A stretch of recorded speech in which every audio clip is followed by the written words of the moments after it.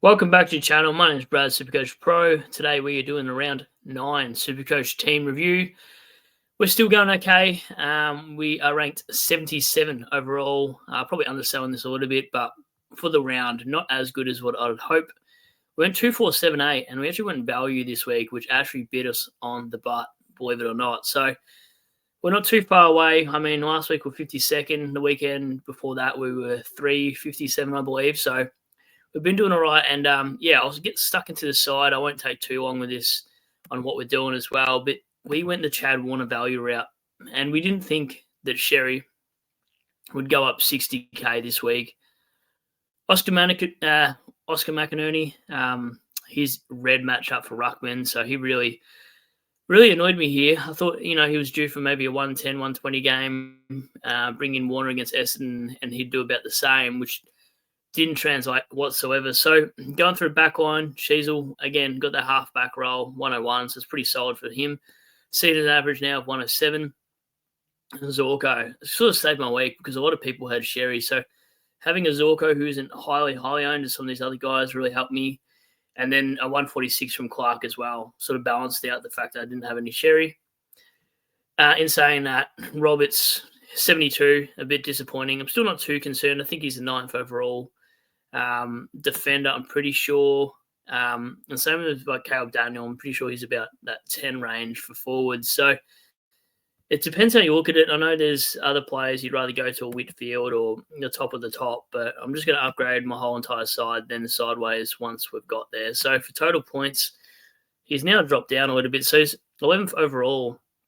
So I'm not really mad at that. Like, I'm not going to grab a Bowie for him. If I'm doing anything, it's, a Whitfield or a Sinclair or even Ash. They're really solid options, these guys. Even Max Holmes for value as well. I love the DPP status as well. But yeah, even a pod like Ash would be actually really nice this year. So I'll see how we go with the side. And Sheasel's ranked 6. So yeah, not too bad at all for those guys if you started them. Look, all these premiums come down in price. So it's quite annoying that you pay up, and at least you pay for what you get, generally speaking. And we paid a bugger all for a guy that's averaging 11th overall. So I'm fine with that. Obviously, he's going to be have to trade upgrade somewhere along the line, probably over the buys. Buy 71. It's just a weird game, and they took so many points because they had so much more disposals than what Sydney did. So the points just weren't there for scaling and whatnot. And then Hooley, this looked better than a 69 in my opinion. It looked like an 80 kind of game, but the points must have been already juiced up. So it's fine. Like, I whipped that, and I just took what the safe option was. Jaden Shorten didn't really change my mind to field him instead. Brayshaw looked good with the VC early on. I thought, we'll take that. We'll be ahead of the competition because the night after, Dacos did a 76 and Merritt put up his hand and just thought he'd do the same. So, weird week for both those kind of primos. He's now got 45% forward status. So if he continues that for the next, is it one more week of that? If he stays forward, I really hope he does. For him to get the forward status, that would be amazing. I'd be actually ahead of the pack if that happens. So we'll see what happens there. I'm pretty sure the DPP is coming out in the next week or two, if it's post round 11 or post round 12. I can't really remember, but really hope he gets over the line. That would make that score worth it, honestly. Him being a top 6 forward, no doubt, if he gets that status. Ed Richards been a great pod. He's been really good, like very underrated actually. Backed up his 156 the week before. Again, Dogs midfielders have always been able to score really well. He's just so consistent. He had a couple of wild games here, of course, where people sort of decided to get rid of him. But other than that, he's averaging 111 for a guy that we paid $531 for. So, really rate that. He's got a Marvel run coming up as well. So, solid pick. Rosie will get defender status. So that really helps as well. So, I probably don't have to do anything with bias. I can probably swing Rosie down. I have to figure this out. At least I can swing Rosie down. I'm going to have to do something with Roberts eventually if he can go to a Whitfield or Sinclair, but nothing really else than that. So he's the least of my concerns considering averaging 97 for a bloke we averaged that probably I don't even know what it was, 80-ish potentially. And then, Chad Warner gave away 2 free kicks at the start of the game. One resulted in a 50-metre penalty, and then the player, I think it was actually Saad, kicked that goal. So that's what negatively affected his scaling early on. So this could have been about a 105 game if those things didn't translate, which is fine. The eye test, he was actually really, really good, to be honest. And considering they played him heavily in the last quarter in a forward line, I'm not concerned at all about this pick. Like, he's still got a very good fixture. And just looked really good. He definitely looks a lot more hungrier since signing the contract. So eye test is fine for the forward line. And annoying because it was out of him and Dunkley, but I didn't want to use the midfield slot on Dunkley because he just hadn't shown the higher ceilings. And then, of course, the North game was going to be the spike score that you needed to jump onto. So for me, I got the lowest player out of the three. I was picking between Warner, which I was going value again, Sherry, who I thought would be restricted, especially Brisbane. I thought they'd at least shark his head out, so I didn't expect a 180. And then, Cherry, just destroyed me. Speaking of Chera, though, went to the back line. He was on about 80 at three-quarter time, or about 75 at least. Had one kick out in fourth, and then it went straight out in the full. So people are going to trade him out. I'm just going to leave him for now, and we should be okay. You can't predict these things. Like all those injuries, he had to go back to the halfback flank, which really killed him that game in the last anyway. But if you had told me he was on 75 at three-quarter time, I wasn't panicking. Ashcroft started really fast, I'm pretty sure, and then just finished really slow. So he's on the chopping block, I think, this week. Huswaite, it wouldn't have mattered because any of these scores would have been my lowest score, maybe barring Lindsay. So Huey's score wouldn't have counted. But I didn't really lose much out on here. This was a bit of a free punt. Didn't expect Huswaite to actually get subbed. Bench is pretty good. We'll use that eventually. And then Romo doing a 103 is fine because TDK went 104. So we're 31 points up, 125K banked for that trade. We're going all right. Gorn, 142. He was my safe bet. I did recommend if your Dacos failed, it was either Gorn or Cherry. I wasn't really a huge fan on Neil compared to Tristan Cherry from memory, but Neil, I didn't expect to get tagged either, so that's stiff for Neil. Owners out there. He's probably a guy I'm going to avoid now. I won't bring him in considering the tag just really hurts him and crawled his way to an 80. Irrelevant to my side, but still highly enough owned that I keep an eye on these sort of players. Petrarca 99, this is annoying. McGuinness went to him, I'm pretty sure in the last half, potentially, but he was flying at the start. I'm pretty sure about half time it was around the 70 mark. Bailey Smith, probably a serious captain option now. I mean, he probably has been for weeks, but one I've never really been really tempted on considering the players I've got around the mark.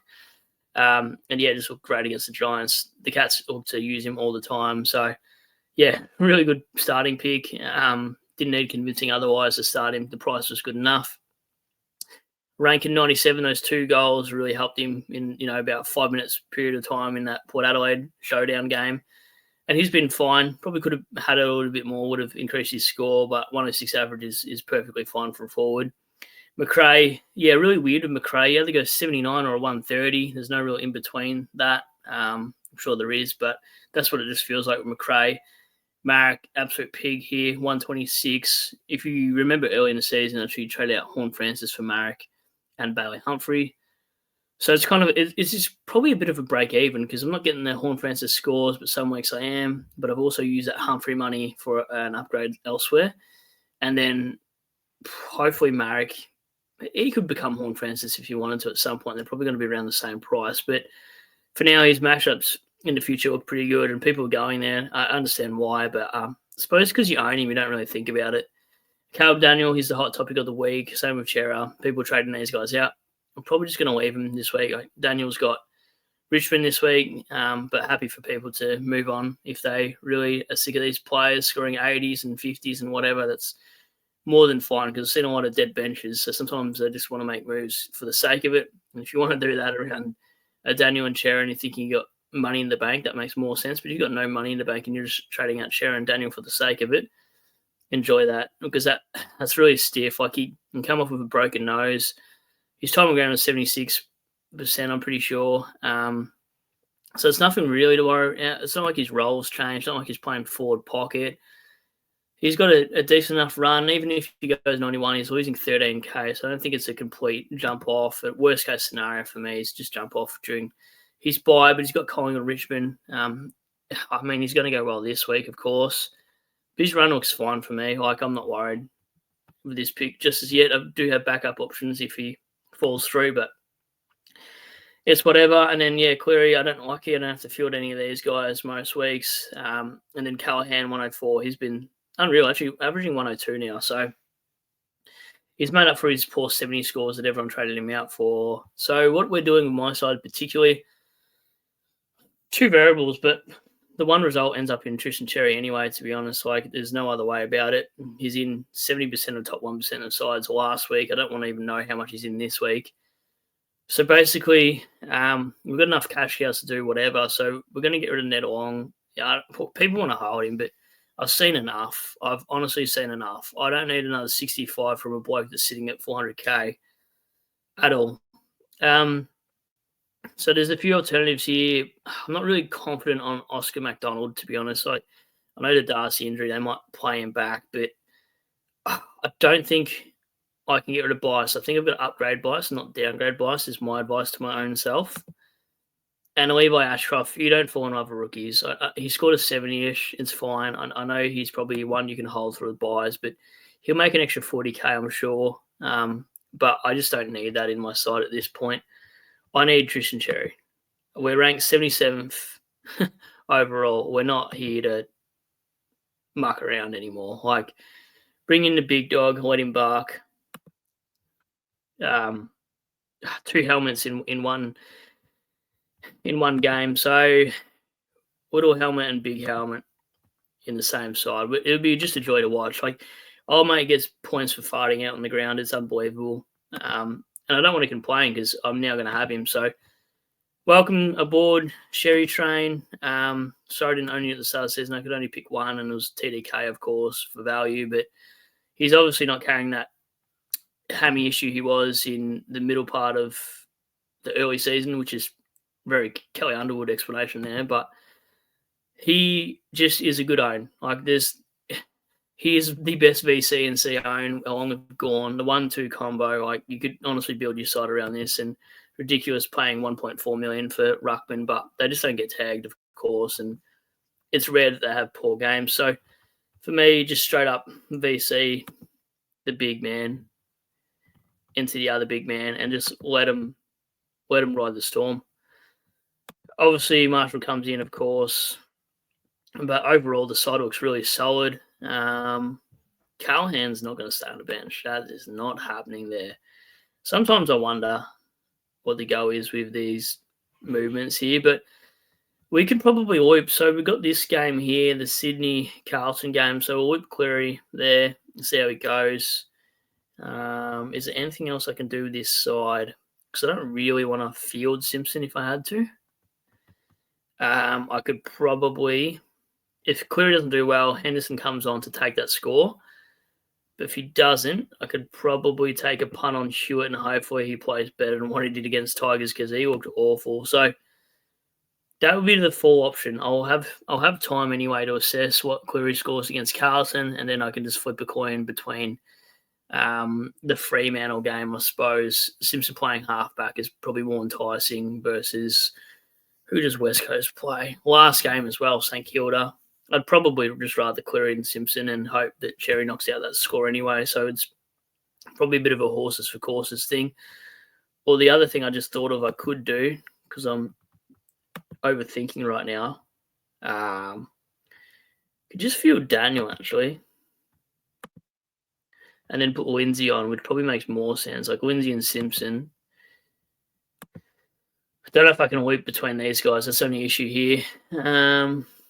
Yeah, look, if Huswaite's not dropped and not sub, we could always loop him and then put Hendo on field and carry Lindsay. But Lindsay looked pretty good. I know it was against Hawthorn, not underselling Hawthorn, but now he's up against Brisbane at the Gabba. So something like that looks a little bit better overall. But yeah, side on paper looks fantastic. Just want to break the top 50. Last week I was sitting at 52. Now we're at 77. So if we can try to do that and our pods go well, we will go well. It's pretty much the aim of the game now. So, yep, I've spent 680,000 on a primo, and I don't really condole it very often, but like we need to just at this point do what's beneficial for the top 1%, not so much what the top 5 or 10% are doing. And over the buys, if they catch me and I'm playing aggressive, I'm here to play for first, and I just don't want to play safe and value, because we look what we did it last week. We did the value safe route and it actually booted me out 20-something spots from that top 50 range. So it's quite annoying. Like, he literally made, was that 52K? And this is what's so frustrating about scaling at some point. Is like, how is this warranted that he's made 52K in that week? So for me to get rid of Lindsay, at the time I was going to get rid of Lindsay down to Day Wicks. So if you had told me that Cherry was going to make 52K and the Lindsay was going to only make 25 and Day Wicks was going to play this week, I'd probably be okay. But the only win is if Day Wicks gets dropped, Husway still plays. There's a little bit of a silver lining in that. And the fact that I'd probably need a Lindsay to go big as well to justify the Warner pick. But on paper right now, the Warner cherry pick, I've literally lost, 93 points in one transaction, which is crazy. I mean, Warner didn't even go up 52K, but you tell me a bloke at 620 went up that much. Like, 28K. So I don't know. Considering Warner went up 28 and Lindsay 25, it still doesn't even break even at 60K. I'm just going on about money now. But yeah, over the coming weeks, I've still got some fat cows to get rid of. And Bias is probably on the chopping blocks. He's going to lose a little bit of money this week. I've already conceded that. And then next week, we've probably got a few to choose from. Maybe Lindsay goes early. Maybe Hewitt goes early. It really depends probably out of those two, or Cleary. It just depends on what they score. I'm happy to cull one a little bit early and just grab a value primo, but that's next week. And I can't really predict what's going to happen in a week's time. You can also cop an injury or just some sort of carnage post buys, which wouldn't surprise me.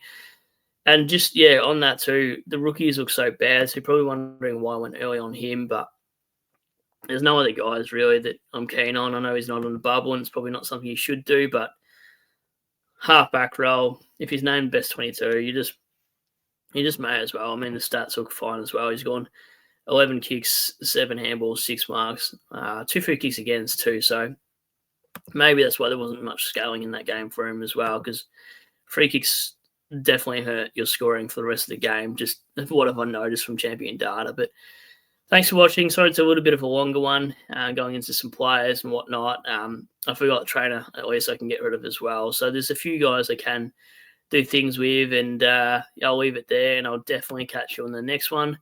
Probably do a stream at some point. Not sure if I'll jump on a stream tonight, but again, thanks all for watching. Don't forget to give us a like and a sub and all the rest of it, and thank you for